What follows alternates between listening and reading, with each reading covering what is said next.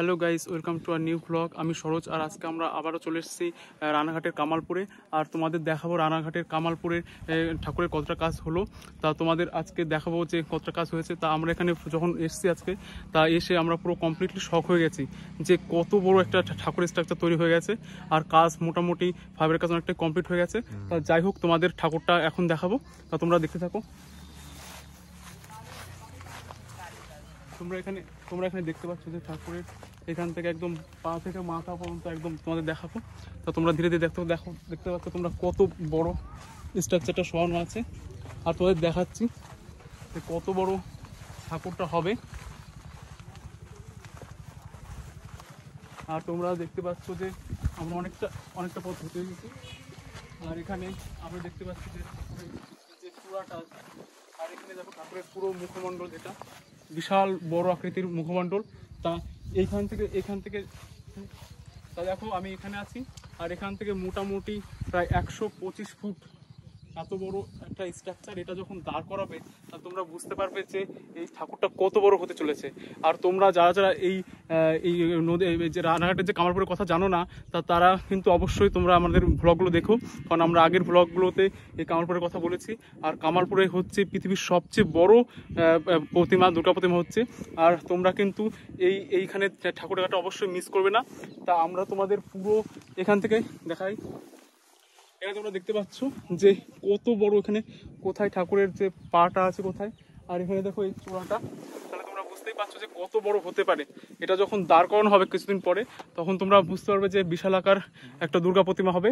তা যাই হোক, তোমাদের দুর্গা প্রতিমার যে বিভিন্ন যে কাজগুলো হচ্ছে, আর ওইদিকে আমরা দেখতে পাচ্ছি যে সরস্বতী, লক্ষ্মী, এইগুলোর স্ট্রাকচারের কাজ তৈরি হচ্ছে।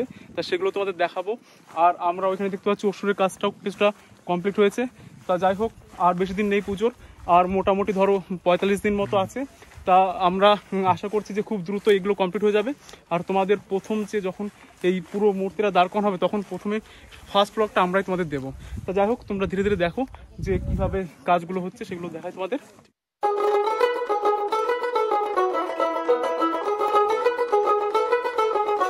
তোমাদের তো আমাদের যে সবচেয়ে বড় দুর্গা প্রতিমা এখানে হচ্ছে, সেটার কাজ দেখালাম, তোমাদের অসুরের কাজও দেখিয়েছি। আর এখন তোমরা আর একটা নিউজ শুনে শকিং হবে যে এখানে লক্ষ্মী সরস্বতীর যে প্রতিমাটা হবে, সেটার স্ট্রাকচারের কাজ শুরু হচ্ছে।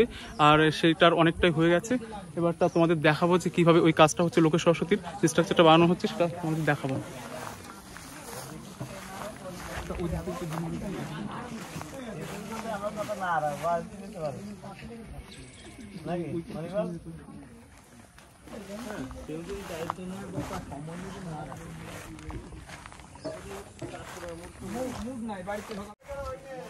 তোমরা দেখো, এখান থেকে তোমরা ভালো দেখতে পাবে যে কিভাবে লক্ষ্মী সরস্বতীর যে স্ট্রাকচারটা তৈরি করা হচ্ছে।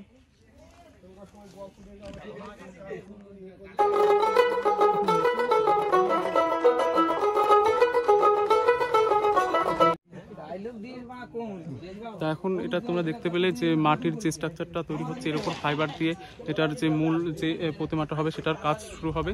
তা যাই হোক, তোমাদের আমরা পিছনে দেখতে পাচ্ছি যে এখানে আবার অসুরের কাজ চলছে। অসুরের কাজও অনেকটা কমপ্লিট হয়েছে। তোমরা দেখো অসুরের কাজ।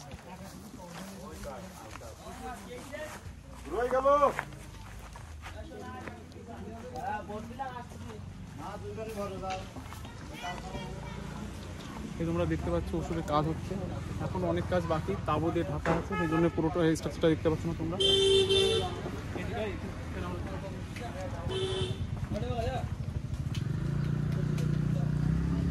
এখানে আমরা কিছু দেখতে পাচ্ছি কাজগুলো।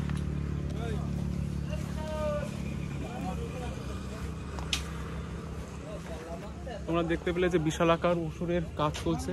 এখানে কিন্তু সবকিছু বিশাল আকার হচ্ছে। লক্ষ্মী সরস্বতী যেমন বিশাল বড় একটা স্ট্রাকচার তৈরি হচ্ছে, তেমন তোমরা জানো যে দুর্গা প্রতিমাও তো অনেক বড় স্ট্রাকচার তৈরি হচ্ছে। যাই হোক, সবকিছুই বড় হচ্ছে, এখানে বিশাল আকৃতির হচ্ছে। তা এখানে যখন এই কাজগুলো পুরো কমপ্লিট হয়ে যাবে, তখন তোমরা পুরো ফুল মানে ফ্রেমে তোমরা দেখতে পারবে যে বিশাল আকার কত বড় বড় ঠাকুর তৈরি হয়। তা আমরা অপেক্ষায় রয়েছি যে পুরো কাজ শেষ হওয়ার অপেক্ষায় রয়েছি। তা যাই হোক, তোমাদের আরও কিছু কাজ দেখাবো, তা চলো দেখতে থাকো। তোমরা দেখো এখানে এই অসুরের যে কাজগুলো হচ্ছে, সেটা দেখো। এটা খুব ভালো এখনো বোঝা যাচ্ছে না, যেহেতু অনেক কাজ বাকি রয়েছে অসুরের কাজগুলো।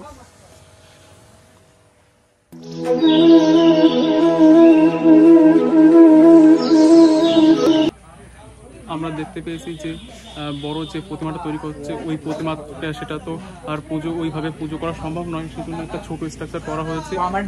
লক্ষ্মী, গণেশ, আমাদের মাতা দুর্গা, এই সবার একটা ছোট স্ট্রাকচার করে এখানে পুজো করা হবে। তা এখানটা সেই জন্য ছোটো করে স্ট্রাকচার তৈরি করা হয়েছে। আর এইখানে মোটামুটি পুজোটা হবে। আর ওটা হচ্ছে এমনি দাঁড় করানো হবে, পুরো যে দুর্গা মূর্তিটা সেটা দাঁড় করানো হবে। আমি কামালপুরের অভিযান সংঘের প্যান্ডেলের মধ্যে আছি। আর দেখো এখানে প্যান্ডেল কাজ পাশের কাজ অনেকটা হয়ে গেছে। আর মোটামুটি এখানে প্যান্ডেল করা হয়েছে। এখানে প্যান্ডেলটা অনেক বড় হবে। তা এখানে কিন্তু আরও অনেক কাজ বাকি, সেই কাজগুলো তোমরা দেখতে পাবে। তা এখনও সেই কাজগুলো এখনও হয়নি, কাজগুলো করবে। তা যাই হোক, তোমরা অবশ্যই এখানে এসো।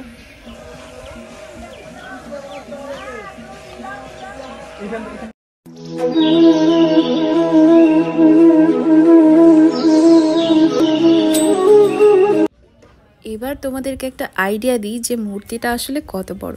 তো ওই যে দেখতে পাচ্ছ দাদা দাঁড়িয়ে আছে, এবার আমি ক্যামেরাটা ঘোরাচ্ছি আর তোমরা দেখতেই পাচ্ছ যে সত্যি প্রচুর বড়। তো আমি এখানেও ক্যামেরা ঘুরিয়ে তোমাদেরকে দেখিয়ে দিচ্ছি যে কতটা বড় হচ্ছে। সত্যিই খুব হিউজ একটা প্রতিমা হয়েছে। তোমরা দেখো যে আমি যখন ওই মূর্তির পায়ের ওখানে ছিলাম, তখন তোমরা দেখতে পাচ্ছ যে কত দূরে আমি দাঁড়িয়েছিলাম। আর এটা দেখো কত দূর থেকে এটা ক্যামেরা করা হয়েছে। তা যাই হোক, এটা কিন্তু খুব হিউজ, মানে বিশাল হচ্ছে এখানে। কিন্তু এখানে তোমরা যদি না আসো তাহলে বুঝতে পারবে না, এক্সপিরিয়েন্স বুঝতে পারবে না যে কত বড় একটা দুর্গা ঠাকুর হচ্ছে। তা তোমরা আশা করি তোমরা সকলেই এখানে আসবে। আর এখানে এসে তোমরা এই যে বড় যে পৃথিবীর সবচেয়ে বড় যে দুর্গা প্রতিমা হচ্ছে এর একটা আনন্দ নেবে, বা তোমরা খুব তোমাদের মনটা ভালো লাগবে, যেটা মানে এত বড় হচ্ছে আর হিউজ হচ্ছে। আর এটার কিন্তু মানে এর আরও অনেক কাজ বাকি আছে, সেই কাজগুলো করা হবে। তা যাই হোক, আমরা কিন্তু আপডেট দিতে থাকবো প্রতি ভিডিওতে, যে একটি কাজগুলো কতটা এগোলো সে আপডেট তোমাদের দিতে থাকবো। আর তোমাদের যদি ভিডিওটা ভালো লেগে থাকে তাহলে অবশ্যই তোমরা চ্যানেলটাকে সাবস্ক্রাইব করে দিও। কমেন্ট বক্সে জানাও যে তোমাদের কেমন লাগছে, আর তোমরা কে কে এখানে আসছো, এই নদীয়ার কামালপুরে আসছো, তোমরা অবশ্যই জানাও কমেন্ট বক্সে। আর যত পারো তত শেয়ার করে দাও তোমরা। দেখা হচ্ছে নেক্সট ভিডিওতে। এই ক্লিপটা আমি একদম লাস্টে নিয়েছি। আমরা মাঠের বাইরে থেকে কিন্তু, মানে মাঠের বাইরে যে রাস্তাটা, ওখান থেকে ক্লিপটা তুলেছি। আর এত দূর থেকেও কিন্তু কত বড় সাইজের দেখা যাচ্ছে প্রতিমাটা।